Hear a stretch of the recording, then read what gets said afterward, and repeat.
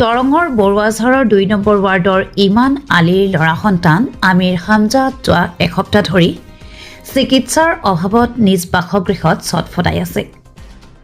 টকাৰ অভাৱত উন্নত চিকিৎসা কৰাব পৰা নাই। যিমান টকা পইচা আছিল গোটেই শেষ হৈ গ'ল।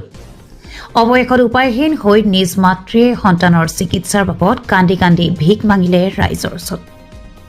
আপোনালোকে ৫ টকা নাইবা ১০ টকা যিয়ে যিমান পাৰে সহায় কৰি এই অসহায় মাতৃৰ সন্তানক জীয়াই থকাৰ সুযোগ কৰি দিয়ক।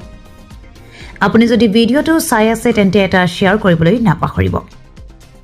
1-2 লাখ টাকা নাগে গুয়াড়িয়া পারপাস নিয়ে আইনা দিকে আমার এখানে থুয়ে দিছি। আপনারা যদি সহায় না করুন কেরা সহায় করবো? আপনারা সহায় করুন। যেখানে পান আর কি সবাই অল্প দান করুন বলে আমি অনুরোধ জানাই। ৫ টকা ১০ টকা যিমান পাৰে আপোনালোকে সহায় কৰক আৰু যদি টকা দিব নোৱাৰে আপোনালোকে ভিডিঅ'টো এবাৰ শ্বেয়াৰ কৰিয়ে যাব।